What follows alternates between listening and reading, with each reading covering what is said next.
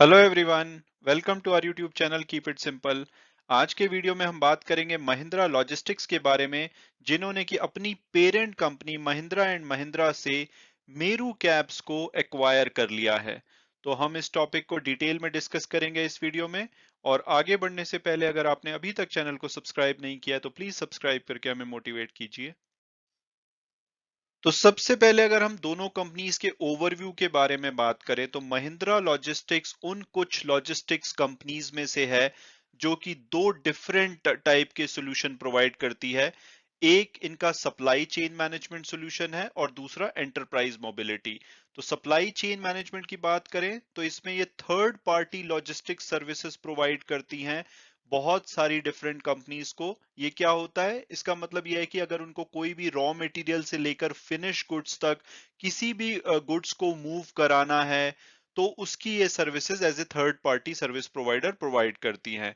और जो इनके जो क्लाइंट्स हैं वो डिफरेंट इंडस्ट्री वर्टिकल से आते हैं, जैसे कि auto manufacturer, engineering, consumer goods, pharma companies, telecom companies, commodities और ई कॉमर्स कंपनीज इनकी सर्विसेज लेती हैं। और दूसरा जो इनका सेगमेंट है वो है एम्प्लॉय ट्रांसपोर्टेशन सॉल्यूशन।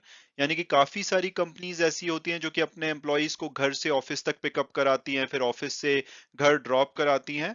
तो ये जो महिंद्रा लॉजिस्टिक है, इनका एक ब्रांड है एलाइट, ये उसके नाम से enterprise transportation solution services provide करती है। नॉर्मली जो आईटी कंपनीज होती हैं, बीपीओ कंपनीज होती हैं, इसके अलावा banking, financial services, consulting businesses, ये नॉर्मली इस टाइप की सर्विसेज अपने एम्प्लॉयज को प्रोवाइड करती हैं क्योंकि इनके ऑड वर्किंग आवर्स होते हैं। तो ये चाहते हैं कि एम्प्लॉयज की सेफ्टी और सिक्योरिटी के लिए उनको घर से पिकअप किया जाए और उनको वापस घर पे ड्रॉप किया जाए। तो महिंद्रा लॉजिस्टिक्स उसमें as a third party help करता है। और अब अगर हम बात करें मेरू कैब्स की, तो अगर आपने कभी भी एयरपोर्ट पर ट्रैवल किया होगा, आई एम श्योर कि आपने मेरू कैब यूज की होगी।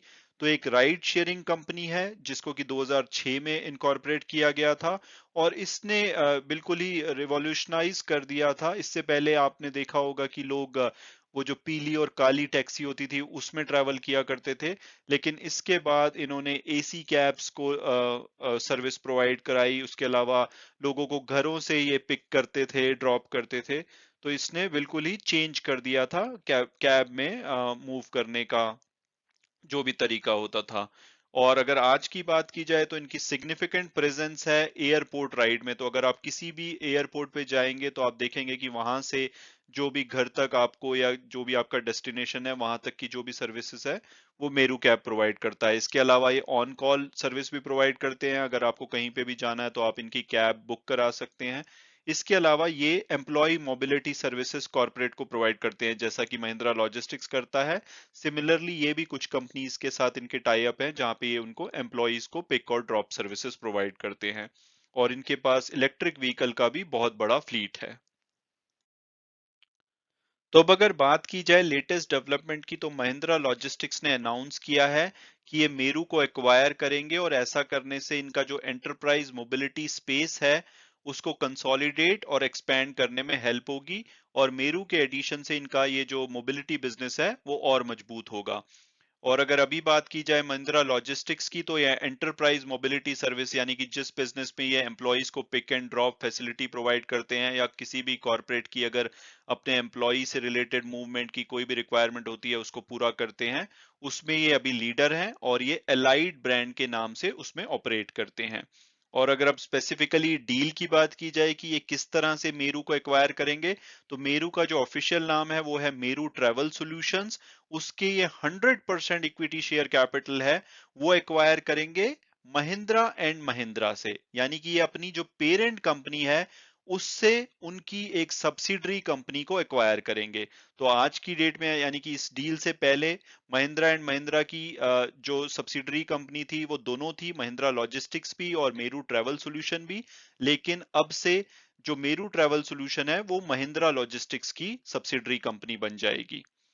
और इसके अलावा जो मेरू ट्रैवल सॉल्यूशन है इनकी फर्दर 3 सब्सिडरीज कंपनी है, Meru mobility tech, V link fleet solutions और वी लिंक ऑटोमोटिव सर्विसेज।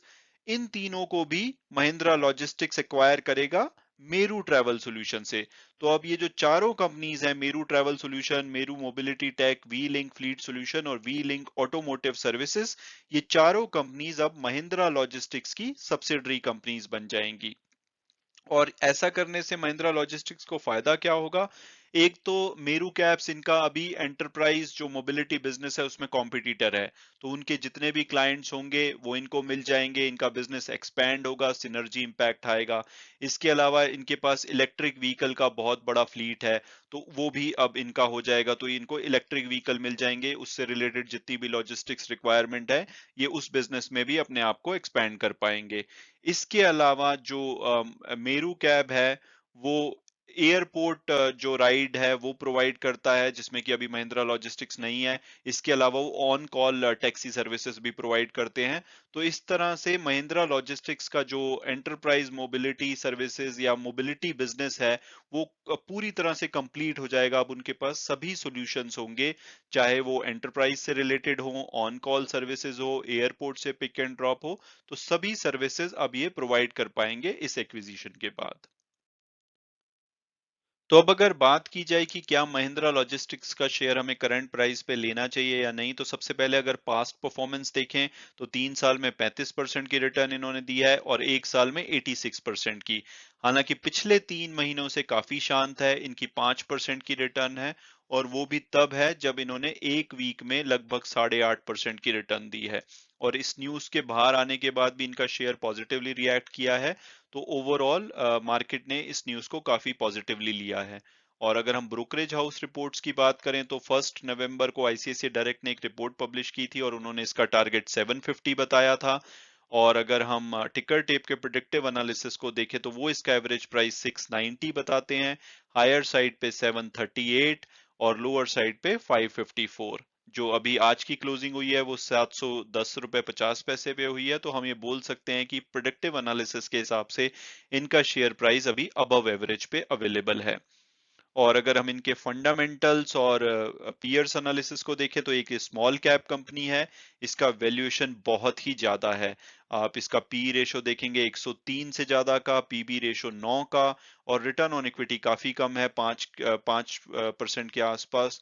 तो ओवरऑल वैल्यूएशन वाइज ये बिल्कुल भी अट्रैक्टिव नहीं है। और अगर जैसे इनके प्रोडक्टिव एनालिसिस के हिसाब से भी देखें तो अभी ये अबव एवरेज पे अवेलेबल है। तो मुझे लगता है कि अगर आप इसमें इन्वेस्ट करना चाहते हैं तो आप कोई अच्छी करेक्शन का वेट कीजिए। ये अगर आपको लगभग 600 रुपए के आसपास मिलता है तो ज्यादा अट्रैक्टिव होगा, क्योंकि यहाँ से आपको ये अभी भी रिटर्न दे सकता है, क्योंकि ये एक पॉजिटिव न्यूज है और इसका शायद इम्पैक्ट कुछ दिन रहे। लेकिन जो रिटर्न है वो काफी लिमिटेड होगी, लगभग 5% की रिटर्न होगी मीडियम टर्म में, जो कि इतनी अच्छी नहीं है।